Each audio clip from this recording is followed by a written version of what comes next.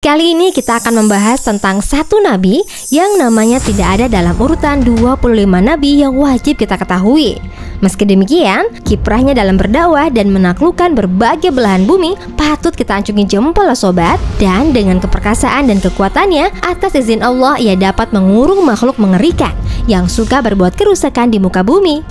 Kira-kira ini nabi siapa ya? Dan makhluk apakah yang dikurung oleh nabi tersebut? Oke, daripada penasaran, langsung aja yuk kita bahas tentang nabi yang satu ini. Tapi sebelum itu, jangan lupa untuk klik like, share, dan subscribe ya, agar channel ini terus berkembang dan dapat bermanfaat bagi banyak orang. Mari kita tonton selengkapnya hanya di channel The Real Muslim.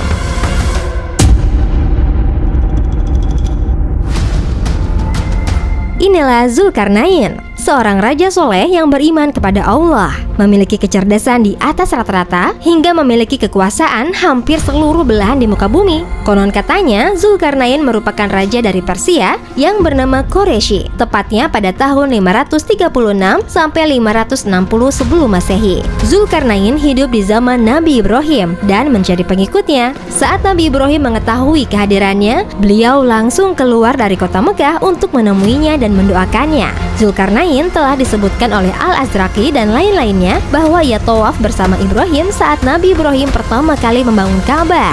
Nabi Zulkarnain adalah salah seorang dari dua raja adil dan bijaksana yang pernah ada di bumi. Menurut kisah dari Ubaid bin Umair, Nabi Zulkarnain alaihissalam adalah sepupu Nabi Khidir alaihissalam dari pihak ibu. Kemudian Nabi Khidir juga menjadi menteri sekaligus penasihat Nabi Zulkarnain alaihissalam. Nama Zulkarnain ini sebenarnya hanyalah julukan, yang berarti orang yang memiliki dua tanduk. Menurut Wahab ibnu Munabbih, dinamakan Zulkarnain karena kedua sisi batok kepalanya berupa tembaga dan membentuk seperti sepasang tanduk. Menurut pendapat yang lain, dinamakan Zulkarnain karena telah melanglang buana ke belahan timur dan barat bumi hingga sampai di tempat terbit dan tenggelamnya tanduk matahari. Kisah Zulkarnain diabadikan dalam Al-Quran, surat Al-Kahfi ayat 83 hingga 84. Mereka akan bertanya kepadamu Muhammad tentang Zulkarnain. Katakanlah, aku akan bacakan kepadamu cerita tentangnya. Sesungguhnya kami telah memberi kekuasaan kepadanya di muka bumi, dan kami telah memberikan kepadanya jalan untuk mencapai segala sesuatu. Quran surat Al-Kahfi ayat 83 hingga 84. Dari ayat di atas disebutkan bahwa Allah telah memudahkan dan memberi jalan kepada Zulkarnain untuk menguasai belahan-belahan bumi ini dengan mudah. Seperti Allah memberikan kerajaan yang kokoh dan besar, memiliki semuanya yang dimiliki oleh raja, berupa kekuasaan, kekuatan, bala tentara, peralatan perang, dan perlengkapannya. Karena kemudahan yang Allah berikan itulah, dia berhasil menguasai belahan timur dan barat bumi ini, dapat menghancurkan semua musuh, menundukkan semua raja di bumi, dan mengalahkan semua orang musyrik. Sesungguhnya, dia telah dianugerahi semua jalan untuk mencapai segala sesuatu yang diinginkannya. Zulkarnain sangat senang mengembara dan bertualang. Ia melakukan ekspedisi ke seluruh dunia untuk menyebarkan agama tauhid yang dibawa Ibrahim. Sang raja amat pandai menguasai bahasa berbagai dunia. Ia juga mahir berlayar, melakukan perjalanan dari belahan timur hingga barat bumi. Awal mula pengembaraannya saat ia berjalan ke arah barat bersama para pasukannya. Di sana mereka menemukan umat yang tak beriman. Dalam Al-Quran Allah berfirman, maka dia pun menempuh suatu jalan, hingga ketika dia telah sampai di tempat matahari terbenam, dia melihatnya matahari terbenam di dalam laut yang berlumpur hitam, dan di sana ditemukannya suatu kaum tidak beragama. Kami berfirman,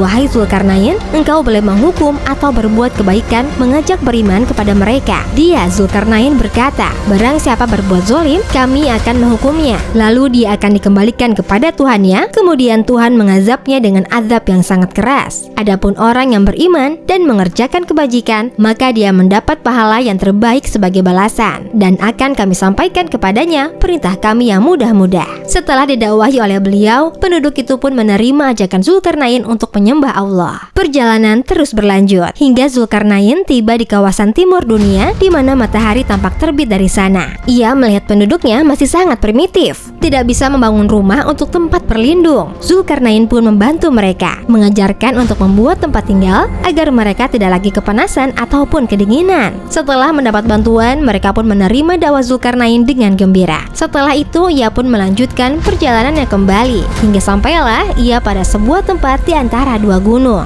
Di bukitnya terdapat sebuah kaum yang tak mengerti bahasa. Dalam surat Al-Kahfi, Allah berfirman, hingga ketika ia sampai di antara dua gunung, didapatinya di belakang kedua gunung itu suatu kaum yang hampir tidak memahami pembicaraan. Al-Kahfi ayat 93. Atas izin Allah Subhanahu wa Ta'ala, Nabi Zulkarnain diberikan kelebihan untuk bisa berkomunikasi kepada kaum ini. Ternyata, kaum tersebut pun mengeluhkan kesulitan mereka yang selalu dilanda kemiskinan karena harta mereka selalu diambil paksa oleh kaum kejam bernama Ya'juj dan Ma'juj. Kaum mengerikan ini layaknya monster. Postur tubuhnya tidak biasa. Mereka selalu merusak setiap hal yang dilewati. Kaum Ya'juj dan Ma'juj ini tinggal di antara dua gunung. Mereka selalu mengganggu kaum di bukit dengan merampas dan merusak segala sesuatu, baik tanaman maupun ternak. Seperti yang tertera dalam surat Al-Kahfi ayat 94 hingga 95.